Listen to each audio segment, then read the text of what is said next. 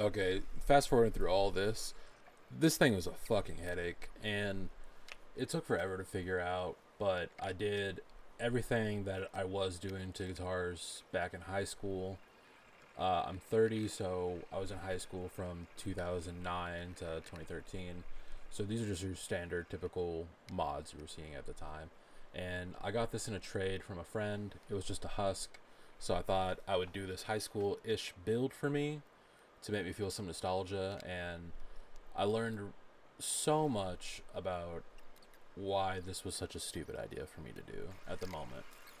And it's just frustrating, but it's all sorted now, and I'm like 80% happy with it, but I don't know if I'm going to keep this thing or not. And I'm going to go into greater detail in a second, but I'm showing you all the way up until where I stopped filming from being frustrated with wiring issues, and I'll just go a little bit into more depth, but I'm just showing you all my B-roll. This is like 40 minutes of stuff I fast forwarded all the way maxed. It's like times 16 right here. Okay, I kind of got it sorted out now. I put a single EMG 81 in it. I didn't film a lot of this process just because it was super frustrating for me, and I just kind of wanted to get this over with. But this is a 2011 Schecter Hellraiser special. I put Goto locking tuners. I sanded the neck satin. I did Goto hardware in general, and I did a chrome EMG 81. And originally I had this set up for passives, but I didn't wire it in, and I was like, let's do actives. Let's be a little more traditional with it. It's in D standard right now, but I put blackouts in. It didn't work. I stopped filming. I was getting really, really angry. And it took me a little over a week to figure out that this guitar doesn't have a bridge ground. And that older EMG guitars didn't have bridge grounds. And I tried taking this little piece that's down here, that little metal piece that the post goes inside of. I tried taking it out and I couldn't. And I didn't want to damage the top finish, so I couldn't drill for a bridge. So I settled and bought one EMG to make sure that's right, because apparently they don't need it. And I wired it wrong twice. It's wired right now. The first time I had it how I had it soldered in, but it just doesn't like that, I guess. And I think it's the components that the solderless kit comes with that makes these grounded. So I did it the first time around, but I accidentally put a tone knob in because I wasn't reading. And then the second time I realized I used the wrong red little section to like bust the power from the battery. And it's right now.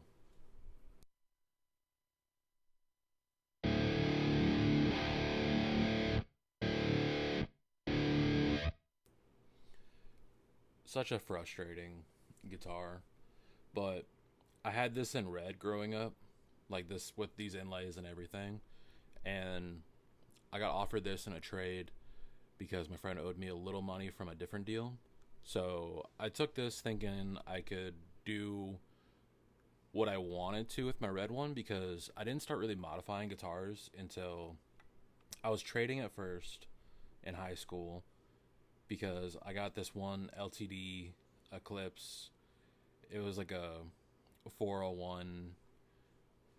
It was black with like ebony binding or Alabama, whatever binding. It was not the yellow binding, the typical metalcore guitar. And I traded that for the red Hellraiser with these inlays, and I traded that for a white Eclipse because I missed my Eclipse at the time, and that guitar came with locking tuners because someone else put them on. But it was a trend to sand your neck satin, and then blackouts became really popular, so I swapped those, and I had no issues doing any of those mods to that guitar. But this one, I tried doing everything that I did to that Eclipse to this, and it just did not pan out. And I think that's why I'm just frustrated with this thing, just all the work I put into this.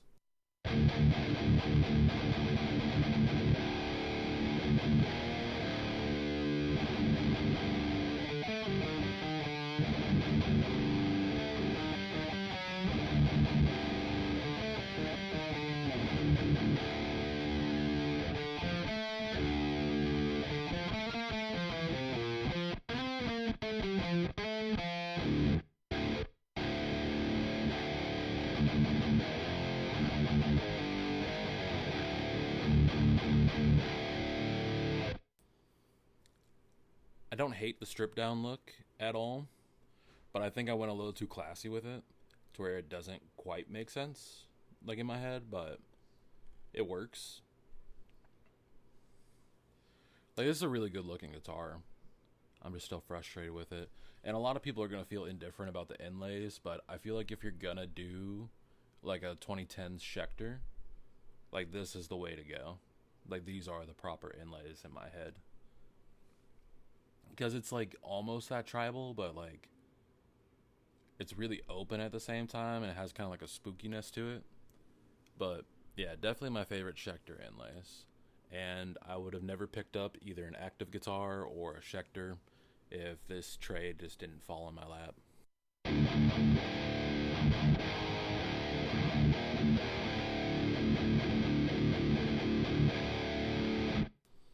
I didn't set up everything behind me to film from the other direction, so I'm like actually facing my desk for once, and I just have my phone propped down here because you can pair your phone as a webcam. So it's really lazy, but this is kind of like a diary build anyway. Like, I'm not demoing this, but yeah, very frustrated. I'm glad it's over with. I might get rid of this thing fairly quickly.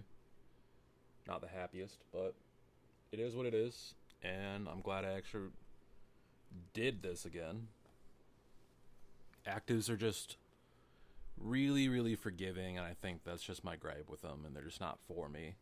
I think if I was actually like playing and touring like more like frequently, then I'd probably want actives again, just for like being able to try less. But in the state of mind that I am right now with my playing and like where I am like with my band, it just doesn't make sense.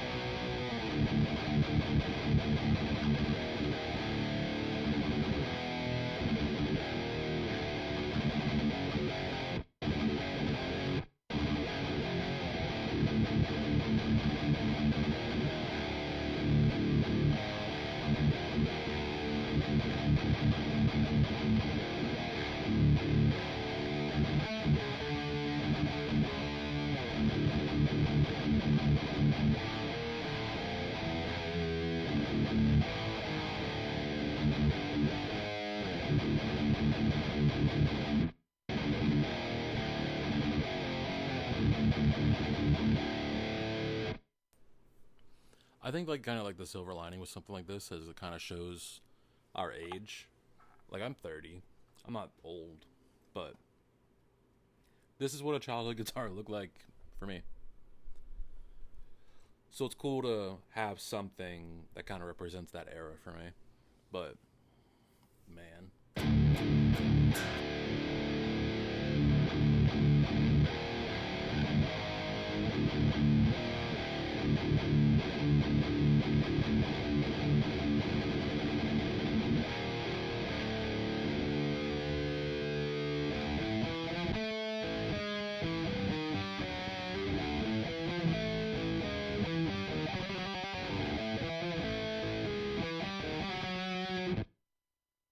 I do find it very funny that I'm playing through a Fireball and a Torpedo at home now, instead of just a Line 6 Pod XT that I'm like modeling an angle on.